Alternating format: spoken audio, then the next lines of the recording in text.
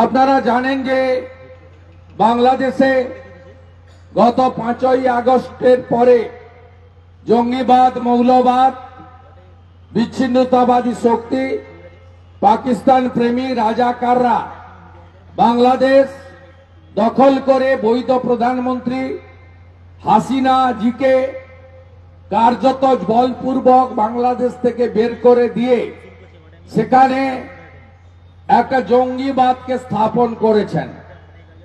এই জঙ্গিবাদ এবং মৌলবাদ এবং এই র্যাডিক্যাল গ্রুপ তাদের আক্রমণের লক্ষ্যবস্তু হয়েছেন বাংলাদেশের সনাতনী হিন্দু সম্প্রদায়। বাংলাদেশে 600-র বেশি মন্দির এখনো পর্যন্ত ভাঙা হয়েছে। ওখানে শত শত হিন্দু খুন হয়েছেন, হত্যা হয়েছেন। মহিলাদের নারীত্ব সম্ভ্রম, ইজ্জত লুণ্ঠিত হয়েছে এবং হাজার হাজার সনাতনী হিন্দু শিক্ষক, অধ্যাপক, ডাক্তার তাদেরকে তাদের চাকরি থেকে পদত্যাগ করানো হয়েছে বলপূর্বক। এইরকম একটা অসহনীয় অবস্থায় বাংলাদেশে প্রায় 2 কোটি যে হিন্দু সনাতনী আছেন, বুদ্ধিস্টরা আছেন, তারা সেখানে আক্রান্ত। এবং এর বাইরে বাংলাদেশের চট্টগ্রাম পার্বত্য এলাকায় যে জনজাতি মূলবাসীরা আছেন, চাকমা, মারমা, ত্রিপুরা, তারাও আক্রান্ত হচ্ছেন এবং তাদের 4 জনকে সামরিক বাহিনী গুলি করে হত্যা করেছে। তাই গোটা বিশ্বের মানুষের প্রতিবাদে গর্জে উঠেছে। ভারতবর্ষের সরকার যশস্বী প্রধানমন্ত্রী নরেন্দ্র মোদীজির নেতৃত্বে আমাদের পররাষ্ট্র দপ্তর প্রতিবাদ করেছেন। প্রতিবাদ হয়েছে সর্বস্তরে। সরসংঘ চালক পূজ্যপাদ মোহন ভাগবতজি বিজয়া দশমীর সমাবেশে নাগপুর থেকে তিনি বলেছেন গোটা পৃথিবীর হিন্দুদের বাংলাদেশের হিন্দুদের পাশে দাঁড়ানো উচিত। এক প্রভুর আবিষ্কার হয়েছে বাংলাদেশে, তার নাম চিন্ময় কৃষ্ণ প্রভু। তিনি বৈষ্ণব এবং ইস্কনের একজন প্রচারক। যে ইস্কনের প্রতিষ্ঠাতা শ্রীলা প্রভুপাদ, যে ইস্কন শ্রী চৈতন্য দেবের মহামন্ত্র রাধা মাধব হরে কৃষ্ণ মন্ত্রে গোটা পৃথিবীকে বিভোর তারা করেছে এবং শ্রী শ্রী জগন্নাথ দেবের রথযাত্রা পৃথিবীর 100-র বেশি দেশে এই চালু করার আসল কারিগর ইস্কন। তাদের এক প্রভু, সেই প্রভু আমরা হিন্দুরা নানা মতে নানাভাবে বিভক্ত, এখানেও বিভক্ত, বাংলাদেশেও বিভক্ত ছিলাম। কেউ ব্রাহ্মণ, কেউ ক্ষত্রিয়, কেউ বৈশ্য, কেউ শূদ্র, কেউ তফসিলি জাতি, কেউ অন্য কিছু, নানাভাবে তিলি তেলি কুম্ভকার, স্বর্ণকার, মালাকার, কত ভাবে আমরা বিভক্ত হিন্দুরা। কেউ রামকৃষ্ণ মিশনের দীক্ষিত, কেউ ভারত সেবাশ্রম সঙ্গে স্বামী প্রণবানন্দের দীক্ষা নিয়েছি, কেউ ইস্কনের দীক্ষিত, কেউ ঠাকুর অনুকূল চন্দ্রের দীক্ষিত, কেউ বাবা লোকনাথ ব্রহ্মচারীর দীক্ষিত। নানাভাবে আমরা বিভক্ত। আপনারা জানেন রাজনৈতিক ভাবেও এখানে যেমন এখনো কিছু জালি হিন্দু তৃণমূলের সঙ্গে আছে, ওখানেও তেমনি কিছু জালি হিন্দু বিএনপির সঙ্গে আছে। আবার কেউ কেউ সেকুলারিজমের নামে তারা জামাত শিবিরের সঙ্গেও আছে। এই প্রভু চিন্ময় প্রভু গোটা বাংলাদেশ ঘুরে ঘুরে সমস্ত হিন্দুদেরকে এক সূত্রে বাঁধছিলেন।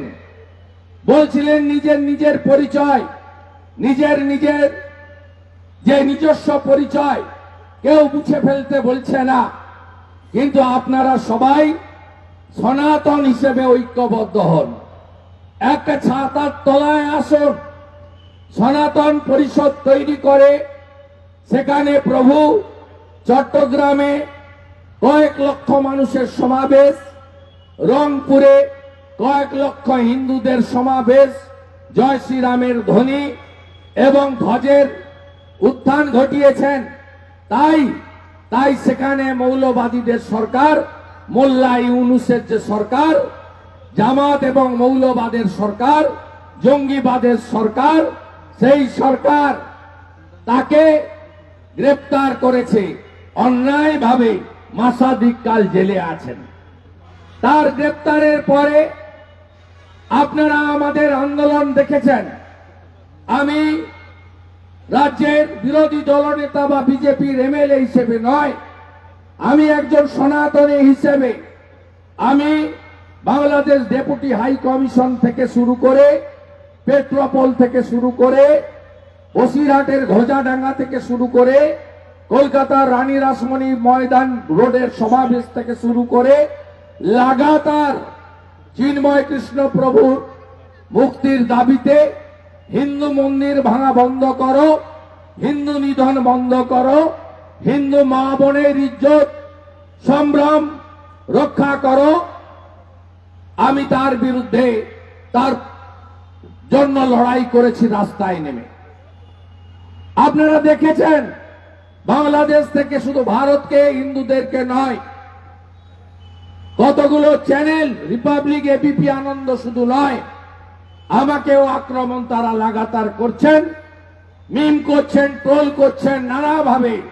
আমি বুঝতে পারছি, দেখবি আর জ্বলবি, লুচির মতো ফুলবি। যন্ত্রণা হচ্ছে, পায়ে কাঁটা ফুটলে যেমন লাফায়, ওখানকার মৌলবাদ, জঙ্গিবাদ তারা এই জন্য লাফাচ্ছে। তাই আমাদের এপারে সমস্ত হিন্দুদেরকে ঐক্যবদ্ধ হতে হবে। এপারে যে সরকার আছে মমতা ব্যানার্জির নেতৃত্বে, এই সরকার মুসলিম লীগ 2, এই সরকার তোষণের সরকার। এই সরকারের আমলে পশ্চিম বাংলার হিন্দুরা কেউ শান্তিতে নেই। আমি মায়ের কাছে মাসির গল্প কি করে করি। এগরাতে রামনবমীর মিছিলে কিভাবে আক্রমণ হয়েছে, জেহাদি আক্রমণ কলেজের মোড়ে আপনারা দেখেছেন। সারা রাত্রি ধরে থানায় আপনারা অবরোধ বিক্ষোভ করেছেন।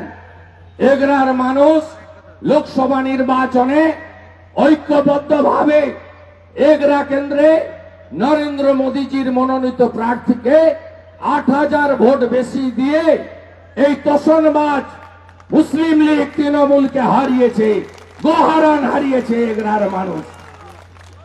আমি আপনাদের কাছে বলবো, এপারে আপনারা শান্তিতে নেই।